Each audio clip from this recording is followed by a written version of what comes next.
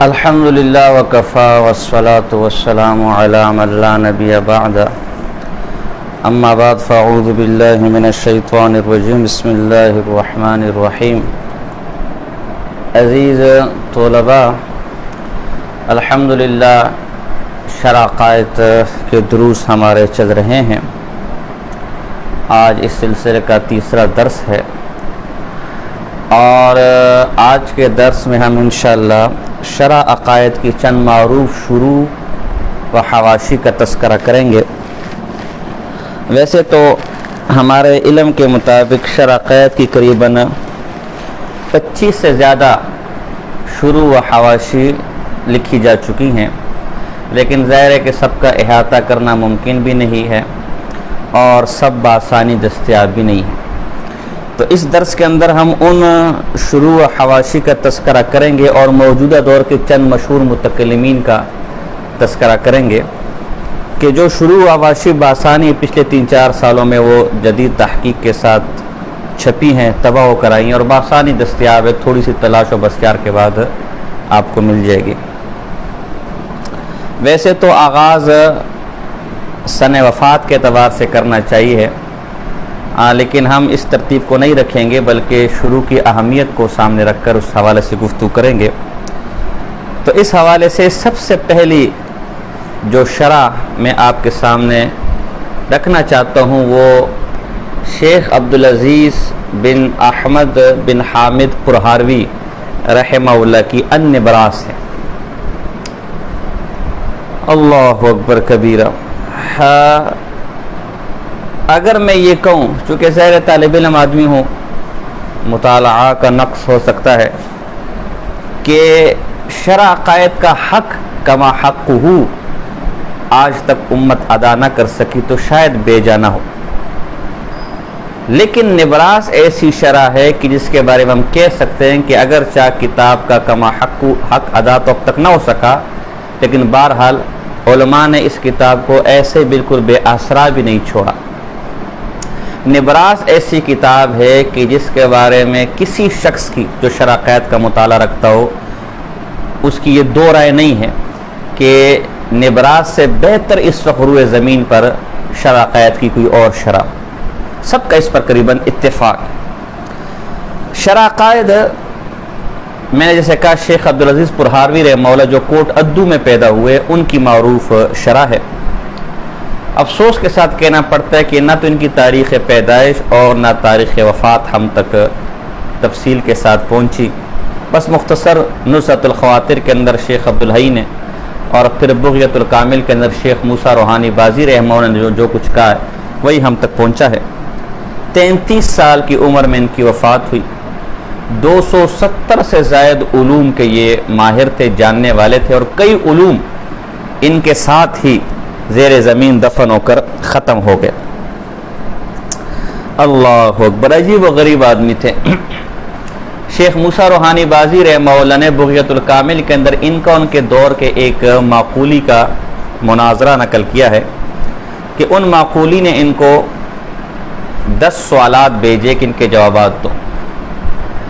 اور شیخ نے ان سوالات کے سطحی ہونے کی بنا پر انہیں درخواہ نہ سمجھا۔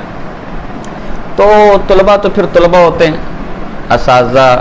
مختلف ذہن کے اساتذہ جب ہوتے تو ان کے طلباء بھی آپس میں ان کی نوک چونک لگی رہتی ہے، ہر آدمی چاہتے ہے کہ میرے استاذ کا نام ہو۔ تو کسی طالب علم نے کہہ دیا کہ بھئی دیکھو تمہارے شیخ پرہاروی ہمارے شیخ کے جوابات نہ دے سکے، ہمارے استاذ کے جوابات نہ دے سکے، وہ لاجواب ہو گئے، اور یہ بات اڑتے اڑتے شیخ عبدالعزیز پرہاروی رحمہ اللہ تک پہنچ گئی۔ تو انہوں نے نہ صرف ان سوالات کے جوابات دیے جو اس کتاب میں منقول بھی ہے، بلکہ مزید 10 ایسے ارادات قائم کیے شیخ پر اور کہا کہ قیامت تک تیرے پاس موقع ہے اور تو ان کا جواب دے دے، لیکن تو نہیں دے سکے گا، اور وہ آج تک وہ سوالات لاجواب ہے۔ اور عجیب بات کہوں، شیخ پرہاروی نے اس میں کہا کہ تو یہ سمجھتا ہے کہ مجھے تیرے سوالات کا جوابات نہیں آتے، اللہ کی قسم یہ سوالات اس سطح کی نہیں تھے کہ میرے جیسا آدمی جواب دے۔ اللہ کی قسم، اللہ نے اس وقت پوری دنیا کے علماء کو جتنے علوم دیے اور اس کے مقابل مجھے جو وہابی علوم دیے، تو ان علماء کے علوم میرے علوم کے مقابل کے 10% بھی نہیں۔ اللہ اکبر، ایسے عجیب و غریب قسم کے آدمی تھے۔ اور ایسے عجیب و غریب علم اللہ نے ان کو دیا تھا۔ شیخ موسیٰ کہتے ہیں اگر کوئی شخص یہ قسم کھائے کہ پنجاب کی سرزمین پر آج تک ان سے بڑا آدمی پیدا نہیں ہوا تو وہ اپنے قسم میں خانس نہ ہوگا۔ ان کے ارد گرد چونکہ تشیع کا شیوع تھا اور ان کی کتابیں بھی نہیں چھپی، آج تک ان بہت سی کتابیں ان کی بس یوں سمجھے مخطوطے ہی ہیں یا لوگوں کے پاس نوادرات ہیں، تو اس لیے ان کی کتابیں زیادہ ہم تک پہنچ بھی نہ سکے۔ عبدالحی لکھنوی کے زمانے کے آدمی تھے اور شیعہ ہی کے جادو کے اثر سے ان کے انتقال ہوا۔ آخر عمر میں جب انتقال کے قریب تھے تو کہا کہ مجھے اب پتہ چلا کہ مجھ پر جادو ہے، مجھے اللہ نے یہ علم بھی دیا، اگر مجھے پہلے معلوم ہوتا تو میں اپنے جادو کا توڑ خود کر لیتا، لیکن چونکہ اب یہ جادو پورے جسم میں سرایت کر چکا ہے تب اس کا توڑ نہیں ہے۔ ان کی کوثر نبی اصول حدیث صلی اللہ علیہ وسلم اصول حدیث پر مایہ ناز کتابیں ہم تک پہنچی۔ الوجیز یہ قرآن کے معجز ہونے کے حوالے سے ایک بہترین کتاب ہے، ہمارے پاس اوپر موجود ہے، دیگر بھی کئی کتابیں ہیں ان کی کتابوں کے ایک بہترین مجموعہ ہمارے بنول ٹاؤن کے اندر ایک مکتبہ ہے، مکتبہ عزیزیہ مولوی سمیع صاحب کا۔ ان کے مکتبے میں ایک بچہ ہے، ایک نوجوان لڑکا ہے، نام اس وقت میرے ذہن میں نہیں ہے، وہ کام کرتا ہے، ان کے پاس ان کی کتابوں کا اچھا خاصا مجموعہ ہے اور الحمدللہ وہ کوئی اس علم پر سانپ بن کر بھی نہیں بیٹھے، اگر ان سے وہ طلب کیا جائے تو وہ دے بھی دیتے ہیں۔ تو اس مکتبے سے ویسے ہی رابطے میں رہنا چاہیے۔ مکتبہ عزیزیہ اس حوالے سے ہمیں بہت پسند ہے کہ پورے پاکستان میں بشرطے کہ کتاب کا وجود ہو، وہ کتاب چھپی ہو، تو آپ اگر ان کو کہیں گے تو پورے پاکستان سے کہیں نہ کہیں سے وہ کتاب ڈھونڈ کر آپ کو نکال کر دے دیں گے۔ اور اگر کتاب نہ ہو، اس کا کوئی کمپیوٹر کا نسخہ ہو، جیسے آج کل کمپیوٹر پہ ہر قسم کی کتاب مل جاتی ہے، تو باقاعدہ اسے کمپیوٹر سے بھی کتابی صورت میں نکال کر وہ آپ کو مہیا کرتے ہیں۔ تو اگر ان کی کتب چاہیے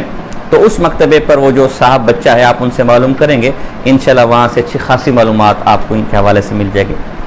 تو نبراس کی چند خصوصیات یہ ہیں، ویسے تو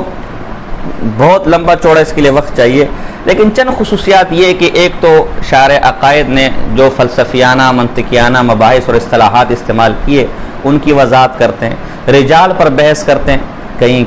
کسی کا تذکرہ ہے اس پر اس کی سن وفات اور سن پیدائش کا ذکر کرتے ہیں، مختصر حالات ذکر کرتے ہیں، اور ضبط کا اہتمام رکھتے ہیں، ضبط اعراب کا کہ بھئی کوئی کسی نام کے اندر کوئی لفظ ہے تو وہ لفظ کن اعراب کے ساتھ کس طرح پڑھا جائے گا اس کا اہتمام کرتے ہیں۔ قرآن و سنت کی نصوص کا اہتمام کرتے ہیں کہ مسئلے کے لیے قرآن و سنت کی نصوص لے کر آتے ہیں، اور فلاسفہ اور مناطقہ کی اغلوطات پر زبردست قسم کا جو ہے وہ رد کرتے ہیں۔ اس طرح بعض جگہ شارع عقائد سے بھی اختلاف کرتے ہیں، کئی ان کو چوٹے کرتے ہیں، خاص کر یزید کے مسئلے پر وہ کافی ناراض نظر آتے ہیں شارع عقائد سے، ان کے موقف سے، چونکہ ظاہر ہے کہ میں نے کہا نا کہ ان کے ارد گرد تشیع کا عروج تھا، تو ظاہر سی بات ہے کہ ایسے موقف سے، اگرچہ وہ بھی اہل سنت کے خلاف موقف نہیں ہے، لیکن ایسے موقف سے شاید ان کو پریشانی ہوتی۔ انشاءاللہ جب یہ موقع آئے گا تو ہم اس پر وضاحت کریں گے۔ فرقہ باطلہ کا رد کرتے ہیں مختصر پر اثر انداز میں جو ہے، اور اس کے علاوہ بھی دیگر کئی اہم چیزیں۔ بہرحال یہ میں کہہ سکتا ہوں کہ شرع عقائد جس نے پڑھنی ہے وہ اس نبراس کے بغیر اس کا سمجھنا اس کو ذرا مشکل اور کافی جو ہے پریشانی لائق ہوگی۔ ہمارے ہاں مختلف اداروں نے اس کتاب کو چھاپا ہے۔ اس وقت جو سب سے بہترین نسخہ جو اغلاط سے بھی پاک ہے وہ بشرا کا نسخہ، صاف ستھرا خوبصورت نسخہ ہے، اور جو شرع عقائد بشرا نے چھاپی ہے اس کے حاشیے پر بھی کافی حد تک نبراس کی اہم مباحث آ گئی ہیں۔ میرے پاس جو نسخہ ہے یہ قدیم نسخہ ہے، قدیم طرز کا، اور یہ لاہور کا چھپا ہوا ہے، اور اس کی خاص بات یہ ہے کہ اس پر برخوردار ملتانی کا حاشیہ ہے۔ یہ برخوردار ملتانی کوئی رافضی قسم کا آدمی یا تفضیلی قسم کا آدمی معلوم ہوتا ہے، جہاں امیر معاویہ رضی اللہ تعالی عنہ کے حوالے سے بحث کی گئی ہے اور یزید کے حوالے سے بحث کی گئی ہے، تو وہاں امیر معاویہ رضی اللہ تعالی پر انہوں نے بڑی جرح کی ہے۔ پھر لاہور سے زاویہ پبلشر ہی سے غوث اعظم کے نام سے ان کی ایک اور کتاب چھپی ہے جو برخوردار ملتانی موشی ہے نبراس کے، اور اس میں تو انہوں نے عنوان غوث اعظم ہے، لیکن خواہ مخواہ میں اس میں انہوں نے امیر معاویہ رضی اللہ تعالیٰ پر بہت سخت جرح کی، جس سے یہ معلوم ہوتا ہے کہ موصوف یا تو تقیہ باز قسم کے رافضی ہیں یا کم سے کم تفضیلی سخت قسم کے بدبودار تفضیلی ہیں۔ تو یہ حاشیہ بھی جو میرے پاس نسخہ، یہ حاشیہ بھی کوئی یعنی ایسا بے فضول حاشیہ نہیں، قیمتی حاشیہ ہے، اس کو بھی زیر مطالعہ رکھنا چاہیے، لیکن یہ میں نے تنبیہ اس لیے کر دی کہ اگر ایسے موقع پر آپ کو کہیں لگے کہ اہل سنت کا موقف سیٹ کر انہوں نے مسئلہ بیان کیا تو اس کی وجہ یہ تو ایک نبراس، ایک بہترین شرح اس حوالے سے شرح قید کی ہے جو آپ کے پاس ہونی چاہیے۔ دوسری شرح ہمارے پاس شیخ زکریہ بن محمد بن احمد بن زکریہ انصاری الشافعی، ان کی ولادت 823 ہجری ہے یا 824 ہجری یا 826 ہجری ہے، اور تاریخ وفات 928 ہجری، رجب 928 ہجری۔ شیخ الاسلام زکریہ انصاری رحمہ اللہ کے نام سے یہ جانے جاتے ہیں، قاضی القضاء بھی تھے۔ اور یہ بنیاد طور پر حاشیہ، کوئی مستقل شرح نہیں ہے، اور اس حاشیے کا نام انہوں نے فتح الالہ الماجد بایضاح شرح العقائد رکھا ہے۔ شیخ الاسلام زکریہ انصاری رحمہ اللہ نے مختلف علوم و فنون، بلکہ قریباً میں کہہ سکتا ہوں کہ ہر علم پر قریباً 60 سے زائد کتب لکھی ہیں، تفسیر، اصول تفسیر، فقہ، اصول فقہ، حدیث، اصول فقہ، نحو، صرف، بلاغت، منطق اور علم کلام پر قریباً ہر عنوان پر کی کتابیں مل جاتی ہیں۔ معناز اساتذہ میں ان کے ابن حجر عسقلانی رحمہ اللہ اور کمال الدین ابن الحمام حنفی رحمہ اللہ، یہ ان کے معناز اساتذہ ہیں۔ اور شاگردوں میں سے معناز شاگرد شیخ عبد الوہاب شعرانی رحمہ اللہ اور امام ابن حجر حیتمی رحمہ اللہ۔ امام ابن حجر حیتمی کو آج کل ہمارے بعض متشدد قسم کے لوگ بدعتی کہتے ہیں، ایسی بات آگئی کبھی موقع ہو تو میں تفصیل بیان کروں گا۔ امام ابن حجر حیتمی رحمہ اللہ سے آپ اختلاف کر سکتے ہیں، اختلاف کا حق ہر ایک آدمی کو ہے، لیکن انتہائی محقق آدم تھے، اللہ والے تھے، نیک بزرگ تھے، اور ہمارے بزرگوں میں ان کا شمار ہوتا ہے۔ فتاوی حدیث کی آپ پڑھیں، ان کے علوم کا آپ کو اندازہ ہو، اور یہ ہمارے پاس ان کی فتح الالہ شرح مشکات پڑھی ہوئی ہے، آپ پڑھیں تو آپ حیران ہوں گے۔ باقی یہ ہے کہ بدعات کے باب میں تھوڑے سے متساہل تھے، کبھی کبھی ان سے تصاور ہو جاتا تھا، تو اس میں آپ کو اختلاف کی گنجائش ہو سکتی ہے، لیکن انہیں بدعتی کہنا اور ان کے پیچھے لٹھ لے کر پڑ جانا، ملا علی قاری رحمہ اللہ کچھ ساز تھے، یہ مناسب نہیں ہے۔ ہمارے اکابر اسلاف نے ان کی بڑی تعریفیں کی ہیں، اور بڑے میانات شاگرد اس ہندوستان کے پٹی میں ان کی گزرے، کبھی موقع ہوگا تو میں انشاءاللہ اس حوالے سے بھی گفتگو کروں گا۔ شیخ زکریہ انصاری رحمہ اللہ، ان کی تمام کتابوں میں طرز یہ ہے کہ یہ اختصار سے کام لیتے ہیں اور اختصار کو پیش نظر رکھتے ہیں، تو اسی اختصار کو انہوں نے اپنی اس کتاب کے اندر بھی پیش نظر رکھا ہے، بہت تفصیل کے ساتھ۔ چونکہ حاشیہ ہے، ہم اس کو تعلیقات کہہ سکتے ہیں، بہت تفصیل کے ساتھ گفتگو نہیں کی، بلکہ یوں کہ جو عام چیزیں تھیں، مثلا کہیں اصطلاحات کی وضاحت ہو تو ان اصطلاحات کی وضاحت کرتے ہیں، کہیں قرآن و سنت کے نصوص سے استدلال کرنا پڑے تو وہاں استدلال کرتے ہیں، کہیں کوئی مغلق اور مبہم بات ہو تو اس مغلق اور مبہم بات کو انتہائی آسان الفاظ کے اندر اس کی وضاحت کرتے ہیں۔ تو یوں آپ کہہ سکتے ہیں کہ اگر آپ کو مختصر انداز سے شرح قید کی عام جگہوں کو آسان الفاظ کے ساتھ سمجھنا ہے، بہت تفصیل کے ساتھ آپ نہیں جانا جاتے، بلکہ عام مباحث کو آسان الفاظ اور عوامی الفاظ کے ساتھ آپ نے اس کو سمجھنا ہے۔ اچھا، رجال کا بھی اہتمام کرتے ہیں، کہیں کسی کا تذکر آ گیا تو اس کا نام اور اس کا تعارف مختصر انداز میں ذکر کرتے ہیں، تو اس کے لیے شیخ الاسلام زکریہ انصاری کا حاشیہ بہت بہترین ہے، دارالضیاء جو ہمارے پاس نسخہ چھپا ہے، حال ہی میں چھپا ہے، اور اس کے شروع میں ان کا تفصیلی تعارف بھی ہے، ان کی اس شرح کا منہج بھی لکھا ہوا ہے جس سے شرح کو سمجھنے میں کافی آسانی ملتی ہے، تو آپ اس کو دیکھ سکتے ہیں۔ تیسرا جو بہت ہی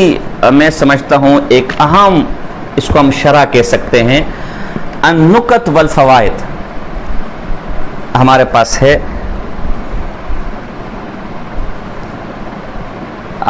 جو کہ امام برہان الدین ابراہیم بن عمر البخاری رحمہ اللہ متوفہ 885 ہجری کی ہے۔ امام بخاری اپنے وقت کے مایاناز عالم تھے، اور امام سبکی رحمہ اللہ کے ہم اثر تھے، اور توحید و سنت کے بہت بڑے دائی تھے۔ بدعات کی رد میں ان کی بڑی مایاناز کتابیں ملتی ہے، بعض چیزوں میں امام سبکی رحمہ اللہ ان کے اختلاف بھی رہا ہے، ایک دوسرے کا رد بھی کیا ہے۔ انہوں نے امام ابن عربی رحمہ اللہ کے کفر پر بھی کتاب لکھی ہے، تنبیہ الغبی الی تکفیر ابن عربی، اور اس کے علاوہ بدعات وغیرہ پر اور توحید پر زبردست اور مایاناز قسم کی ان کی کتابیں ہیں۔ تو اس میں انہوں نے کافی حد تک شرح قید کو حل کرنے کی کوشش کی، کئی مقامات پر شرح قید سے اختلاف بھی کرتے، ان پر رد بھی کرتے، ان کا تسامح بھی بیان کرتے ہیں، اور یہ اصل میں اپنے استاد قایانی، شیخ قایانی رحمہ اللہ جو اپنے وقت کے معناز عالم تھے، ان کے پاس شراکات پڑھنے گئے. تو اس دوران شیخ قایانی نے جو جو نکات وغیرہ اور جو جو فوائد ذکر کیے اس میں مزید اضافے کر کے انہوں نے اس کو شائع کیا ہے. اگرچہ ان کی عاجزی ہے، ان فوائد کا اکثر حصہ انہوں نے اپنے استاد ہی کی طرح منسوب کیا ہے، لیکن اگر غور سے دیکھا جائے تو معلوم نہیں ہوتا ہے کہ انہوں نے اپنے جگر کا خون اس شرح کو لکھنے میں لگایا ہے. اور ایک بہترین آپ اس کو شرح کہہ سکتے ہیں. نبراس کے بعد بہت سی ایسی باتیں اس کے اندر مل جاتی ہے جو دیگر کتابوں کے اندر ہمیں ملتی نہیں ہیں. ایک اچھی کوشش ہے. ایک اور شرح جو میرے پاس ہے یہ حاشیہ باجوری ہے. بہت سے ہمارے پشتون بھائی جب اس کو دیکھتے تو سمجھتے ہمارے باجوڑ کا کوئی عالم ہے، تو نہیں. یہ حاشیہ باجوری یہ ایک علاقے کا، ان کے علاقے کا نام ہے بیجور یا باجور. اس علاقے کے یہی ایک عالم معناز گزرے ہیں، جامعہ ازہر کے فارغ التحصیل تھے. اور یہ انہوں نے اپنے شیخ محمد فضالی، اپنے استاد محمد فضالی کی فرمائش پر یہ حاشیہ لکھا ہے، حاشیہ باجوری علی شرح العقائد، جو برہان الدین ابراہیم بن محمد بن احمد الباجوری الشافعی، باجور ان کے علاقے کا نام تھا، ان کی فرمائش پر لکھا ہے. جامعہ ازہر کے معناز علماء میں ان کا شمار ہوتا ہے. انس محمد عدنان شرفاوی کی تحقیق کے ساتھ یہ نسخہ چھپا ہے. اصل میں ان کے استاد نے ان سے مطالبہ یہ کیا تھا کہ شرح عقائد کا ایک بہت مغلق اور بہترین حاشیہ خیالی ہے جو ہمارے ہندوستان میں بہت معروف ہے. تو ان کی مشکل مباحث کو حل کرنے کے لیے آپ اس حوالے سے قلم اٹھائے. تو اسی کے لیے انہوں نے اسی کو حل کرنے کے لیے یہ قلم اٹھایا اور حاشیہ خیالی اور حاشیہ سیالکوٹی سامنے رکھ کر جو ہے انہوں نے اس شرح عقائد کو حل کرنے کی کوشش کی. اور جگہ جگہ آپ کو خیالی کے حوالے ملیں گے اور جو ہے ان کے اپنے نکات بھی ہیں. تو اگر آپ یہ چاہتے کہ خیالی کا مطالعہ بھی ساتھ میں ہو جائے اور خیالی بھی حل ہو جائے اور مزید بھی کچھ فوائد مجھے ملے شرح عقائد پڑھتے ہوئے، تو یہ حاشیہ باجوری جو شیخ باجوری کا حاشیہ ہے یہ اس حوالے سے ایک بہت بہترین چیز ہے. اور بھی ہمارے پاس شروع ہیں، لیکن چونکہ یہ عام طور پر آسانی سے آج کل مارکیٹ میں دستیاب ہے اور آسانی سے مل جاتی ہیں، اس لیے ہم نے آپ کے سامنے اس کا ذکر کر دیا. تو ان کو اگر آپ لینا چاہیں تو آسانی سے انشاءاللہ مل جائیں گی. چونکہ بیروت کے نسخے ہیں تو 2,000 تک 25، آج کل ویسے بھی مہنگائی ہے، 2,000 2500 میں قریباً آپ کو مل جائے گا. حواشی میں سے جو سب سے معروف حاشیہ ہے اس وقت ہمارے پاس یہاں نہیں مدرسے کے اندر ہے وہ خیالی ہے. لیکن اب کراچی میں خیالی پڑھنے والے تو بالکل بھی نہ رہے اور خیالی پڑھانے والے بھی انگلیوں پر گنے جاتے ہیں. میں جب حاشیہ خیالی لے کر آیا تو ہمارے بابا جی مولانا فضل باری صاحب رحمہ اللہ وہ مدرسے میں لیٹے ہوئے تھے چارپائی پر، دھوپ سینک رہے تھے، سردیوں کا موسم تھا. تو مجھے کہا میاں کیا لے کر آئے ہو؟ تو میں کہتا ان کا انداز تخاطب تھا میاں. تو میں نے کہا حاشیہ خیالی مجھے ملا آج میں لے کر آیا ہوں. تو وہ انہوں نے پڑھی تھی اور پڑھائی بھی تھی، لیا اور جب اس کو پڑھنا شروع کیا تو آنکھوں سے بے اختیار آنسو نکل گئے اور کہا میاں ہمارے طلباء کہ اب وہ صلاحیت نہیں ہے کہ جو ان کو پڑھ سکے، لہٰذا کہیں ان کو نہ پڑھا دینا. میں کہا نہیں، ہمارے طلباء تو شرح عقائد کا محفوظ سمجھ لے، بہت بڑی بات ہے، چاہے جا کہ خیالی وغیرہ سمجھے، یہ میں اپنے شوق و ذوق کے لیے لے کر آؤں. تو خیالی ہو گیا، پھر سیالکوٹی ہو گیا، وہ ذرا مشکل سے ملتا ہے. تو حاشیہ خیالی پر اس کے علاوہ ایک میرے پاس یہ ویسے تو بیروت سے چھپا، پھر پاکستان میں بھی چھپا، المجموعۃ السنیجہ ایک مجموعہ ہے شرح عقائد کا. اس میں خاص بات ہے کہ اس پر 3 معناز حاشیے. ایک تو کستلی کا حاشیہ ہے جو مصلح الدین بن محمد کستلانی کے نام سے معروف ہے، رمضان بن محمد جو رمضان افندی کے نام سے معروف ہے، ان کا حاشیہ، اور خیالی کا حاشیہ ہے. تو یہ مجموعہ اگر آپ کو کہیں سے مل جائے، آسانی سے مل جاتا ہے، کراچی کے اندر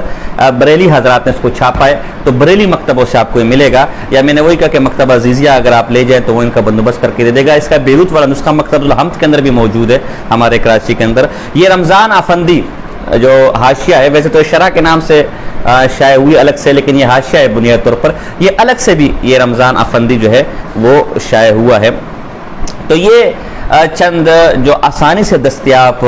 شروع و آواشی شرح عقائد کے، ان کا تذکرہ میں نے آپ کے سامنے کیا. شرح عقائد پڑھتے ہوئے اگر آپ ان کو اپنے سامنے رکھے تو انشاءاللہ بڑا فائدہ ہوگا. مزید بھی ہمارے پاس ہیں لیکن میں نے کہا وہ چونکہ آسانی سے دستیاب بھی نہیں ہے اور نایاب ہیں جو ہے، اور مغلق بھی بہت ہیں، تو اس لیے میں نے ان کا ذکر نہیں کیا. جیسے دوست محمد قنداری کا حاشیہ بھی ہمارے پاس موجود ہے، معروف ہے، لیکن میں نے بہرحال وہ چونکہ دستیاب نہیں ذکر نہیں کیا. دیگر بھی حواشی ہیں، اردو کے اندر بھی ہمارے پاس حواشی موجود ہیں، پشتو میں بھی حواشی موجود ہیں، لیکن میرے خیال میں سے ان کو ذکر کرنے کی ضرورت نہیں ہے، اور نہ وہ اس حیثیت کی ہیں کہ ان کا ذکر کیا جائے. تو یہ تو چند شروع اور حواشی تھی کہ شرح عقائد کو پڑھتے ہوئے ان کا آپ کے سامنے ہونا ضروری ہے. دیگر کے متعلق بھی اگر آپ پوچھنا چاہیں تو درس کے اندر تو ہماری پرچی ہوتی ہے، یہاں میرے خیال سے کمنٹس وغیرہ کی سہولت ہوتی ہے، تو وہاں آپ کر لیں تو ساتھ ہی وہ چیز ہم تک پہنچا دیں گے، اور مناسب ہوا تو ہم اگلے دروس میں انشاءاللہ اس کے جوابات بھی دے دیں گے. موجودہ دور کے اہم متکلمین جن کی کتابیں آپ کے پاس ہونا بہت ضروری ہیں اور ان کی تحقیقات آپ کے پاس ہونا بہت ضروری ہے. میں نے علم کلام کی کتب کا تعارف بھی آپ کو کروانا تھا، لیکن یہ کہ چونکہ وقت کم ہے، میں نے کہیں اور جانا ہے، تو اس لیے اگر موقع مجھے ملا تو علم کلام کی کتب کا تعارف انشاءاللہ کسی اور درس میں ہم کریں گے. شیخ سعید فودا دامت برکاتہ العالیہ اس وقت عرب کے بہت بڑے متکلم ہیں، بہت مایاناس متکلم ہیں. 50 کے قریب ان کی کتب علم کلام کے حوالے سے حواشی مستقل کتب اور ان کی تحقیقات کے ساتھ جو ہے وہ شائع ہوئی ہیں. اور شرح الکبیر کے نام سے عقیدہ طحاویہ کی بڑی مایاناس، اور میں یوں کہوں کہ حق ادا کر دیا. اللہ کرے ان کو شرح عقائد کے حوالے سے بھی توفیق ملے کہ اس کی کوئی شرح لکھے، اور اس کے علاوہ دیگر ام البراہین وغیرہ پر ان کے حواشی ہیں، دیگر کتب ان کی ہے، ان تقاریر ان کی ہے، منطق، فلسفہ، سائنس، علم کلام پہ انتہائی ماہر آدمی ہے. زبان میں تھوڑی نقلت ہے، سنتے ہوئے تھوڑی پریشانی ہوتی ہے، ان کے دروس کو سمجھنے کے لیے تھوڑا غور کرنا پڑتا ہے، لیکن کلام ان کا بڑا فصیح و بلیغ ہے. تو اگر آپ ان کی کتب ذرا مہنگی ہے ان کی، تو اگر ان کی کتب آپ کو ملے تو وہ بہت، یعنی میں کہہ سکتا ہوں بہت قیمتی چیز ہے. ان کی کتب کو آپ جانے مت دے، تھوڑی سی مہنگی ہے. آج کل ان کی بعض اہم کتب ہماری پاکستان میں چھپی ہیں تو مہنگی ان کی کتب ہے، لیکن اگر آپ کو دستیاب اور خریدنے کی طاقت ہو تو کتب ان کی نہ چھوڑیں. باقی دروس وغیرہ ان کے نیٹ پر موجود ہے. دکتور حمزہ بکری یہ بھی ایک علم کلام کے معناز عالم ہے اور شرح عقائد کے مدرس ہیں. میں نے ان کے تمام دروس تو نہیں سنے، لیکن 2-3 دروس سنے، خاص کر صفات متشابہات کے حوالے سے ان کا میں نے درس سنا، اور ان کی بعض تحقیقات کے ساتھ علم کلام پر کتب بھی شائع ہوئی تو میں بڑا اس سے متاثر ہوا. بہت ہی بہترین انداز کے ساتھ اور سہل انداز کے ساتھ وہ شرح عقائد سمجھا رہے ہیں، جس سے اندازہ ہوتا ہے کہ کتاب پر ان کی کافی دسترس اور پکڑ ہے. شیخ انس شرفاوی اس زمانے کے نوجوان بالکل عالم ہے اور علم کلام کے ایک اچھے محقق ہیں، اور آج کل ان کی تحقیقات کے ساتھ بھی کتب شائع ہو رہی ہیں. پاکستان کے اندر میری نظر میں 2 حضرات ایسے ہیں کہ جن کو ہم کہہ سکتے ہیں کہ اس حوالے سے بڑی ان کی محنت ہے. ایک تو متکلم اسلام مولانا الیاس گھمن صاحب دامت برکاتہ العالیہ. اللہ نے ان کو یہ عجیب ملکہ عطا فرمایا جو سچی بات ہے حضرت جی کو، کہ عقیدے کی مشکل سے مشکل بحث، یعنی یوں سمجھ لیں کہ وہ منطق، وہ فلسفہ، وہ مغلقات جو صرف ماہر علماء کے مجلسوں کے اندر ہوتی تھی اور انہیں صرف علماء اور طلباء کے ذائقے کی چیز کہا جاتا تھا، انہیں عوامی انداز میں پیش کرنے کا جو ملکہ حضرت کو حاصل ہے، میں سمجھتا ہوں شاید پاکستان میں اتنی عوامی زبان کسی اور کے پاس ہو. بعض اوقات وہ اتنی مشکل بات کو ہم بھی ان سے گفتگو کرتے ہیں، اتنی عوامی انداز سے بیان کرتے کہ بندہ حیران ہو جاتا ہے اور بندہ حیرت میں آ جاتا ہے کہ اللہ نے کو کیسا عجیب و غریب ایک صلاحیت دی ہوئی ہے. تو اللہ نے ان سے اس دور میں عقیدہ طحاویہ، علم کلام پر تو ویسے ہی، یعنی عقائد پر، فرقہ باطلہ پر تو ویسے اللہ نے جتنا کام ان سے لیا ہے، اور اس وقت ترکی کے اندر ہے، اور جتنا کام اللہ ان سے لے رہا ہے، ہندوستان، ملیشیا، ترکی، آسٹریلیا، افغانستان، خدا جانے دنیا کا کون سا چپا ایسا ہوگا جہاں کے لوگوں نے ان سے استفادہ نہ کیا ہو، اور جہاں لوگوں نے علم کلام کی کتابیں نہ پڑھی ہو، اور جہاں تک اردو زبان سمجھنے والے جس چپے میں موجود ہیں، میرا یقین ہے کہ حضرت کے دروس اور حضرت کی باتیں ان تک ضرور پہنچی ہے. تو اس وقت ترکی میں وہ آج کل ہوتے ہیں، اور پوری دنیا میں عقیدہ طحاویہ کو اگر عام کیا ہے، اس کے دروس کو اور علماء کو اگر پڑھایا ہے، تو وہ اور اگر ایک نشست کے اندر، یعنی 4 گھنٹے کے اندر اگر عقیدہ طحاویہ بالکل یوں سمجھے کہ حلوہ کر کے اگر پڑھایا ہے، تو وہ ملکہ مولانا الیاس گھمن صاحب دامت برکاتہ العالیہ کو جاتا ہے. مختلف کتب ان کی عنوانات پر اچھی خاصی کتب ہیں. تو حضرت مولانا الیاس گھمن صاحب دامت برکاتہ عالیہ ان کی تقاریر، ان کی دروس، خاص کر جو دروس اور تقاریر، کتب سے زیادہ دروس اور تقاریر وہ قیمتی ہیں، وہ ضرور آپ سنیں. اور ابھی جو شرح فقہ اکبر ہے اس کی بھی کوئی شرح ان کی آ رہی ہے، مجھے انہوں نے بتایا تھا ایک تفصیلی شرح تیار ہے، اس پہ نظر ثانی ہو رہی ہے. دوسری شخصیت جو انتہائی علمی شخصیت ہے اور علم کلام کے حوالے سے اللہ نے ان سے بڑا کام لیا، اور یوں سمجھے کہ ہمارے اس دیار میں اللہ نے ان کے ذریعے سے علم کلام کو زندہ کیا، اور یہ ہے کہ وہ باقاعدہ علم کلام کے دورے کرواتے، اور کئی حضرات ان کے دورے میں شریک ہوئے. کراچی، لاہور، مردان کے اندر انہوں نے کئی کامیاب دورے کروائے. ہمارا بھی ان سے بڑی محبت کا تعلق ہے، رابطہ رہتا ہے. مجھے بھی کبھی کبھی جب پریشانی ہوتی ہے علم کلام کے حوالے سے تو میں خود ان سے رابطہ کرتا ہوں، اور وہ پریشانی وہیں سے حل ہوتی ہے. اللہ نے بلا کا حافظہ دیا ہے، بلا کا مطالعہ دیا ہے، اور بلا کی عاجزی دی ہے، بلا کی عاجزی دی ہے. وہ ہمارے شیخ سجاد الحجابی صاحب دامت برکاتہ عالیہ ہے. اس فن کے میں یوں کہہ سکتا ہوں فن کی انتہا ہے ان پر. اگرچہ ہم عصر عالم ہے اور ہمارے زمانے کا عالم ہے، لیکن یہ ہے کہ ایک آدمی کی صلاحیت کا، فن اور مہارت کا اگر ہم لوگ اقرار نہ کریں تو کون کرے. میں یہ ظلم سمجھتا ہوں کہ اللہ نے ایک آدمی کو اتنا مقام اور اتنا علم دیا اور ایک فن کی مہارت دیو، اور پھر محض تعصب کی بنیاد پر اس سے صرف نظر کیا جائے تو اللہ یقیناً اس کے حوالے سے ہم سے پوچھے گا. تو شیخ سجاد حجابی صاحب دامت برکاتہ عالیہ کو اللہ نے اس حوالے سے بڑا ایک ملکہ عطا فرمایا، اور میں طلباء کو کہوں گا بھی کہ آپ کو موقع ملے چھٹیوں میں ان کا دورہ ہوتا ہے، ویسی چھٹیوں کے اندر جو علم کلام کا شوق اور ذوق تو ان کے پاس جائیں، ان کے دروس میں شریک ہوں، یا ان سے گزارش کرے کہ ہم آپ کے پاس اتنی دور سے پڑھنے کے لیے کوئی وقت ہمارے لیے نکالے کہ ہم اس وقت میں آپ کے ساتھ پڑھ سکیں. تو وہ اس حوالے سے بہت مایہ ناز اور علمی آدمی ہے، علمی انداز میں گفتگو کرتے ہیں، علمی گفتگو ان کی ہوتی ہے، علمی مجالس ہوتی ہے. تو اگر آپ علم کلام کا ذوق اور شوق رکھتے ہیں تو ان کے ساتھ رابطہ رہنا بھی آپ کا بہت ضروری اور اہم ہے. تو یہ شراکت کے حوالے سے اس کی شروع اور حواشی اور چند معروف متکلمین کا میں نے آپ کے سامنے تذکرہ کیا، جن کے ساتھ آپ ٹچ میں رہے اور جن کتب کو آپ اپنے زیر مطالعہ رکھے. تو انشاءاللہ آہستہ آہستہ اگلے دروس کے اندر ہم باقاعدہ شراکت کو پڑھانے کی ابتدا کریں گے.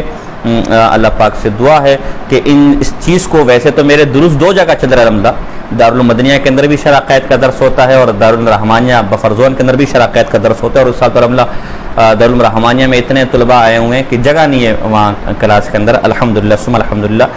تو ویسے تو مستقل وہاں دروس چل رہے ہیں اور اچھا خاصا ہم نے پڑھ بھی لیا ہے، لیکن یہ کہ سب کے لیے یہ ترتیب ہمارے، چونکہ پچھلے سال دروس ریکارڈ ہوئے تو اس کو لوگوں نے بڑا پسند کیا، بلکہ کالج اور یونیورسٹی تک کے لوگوں نے اس کو سنا.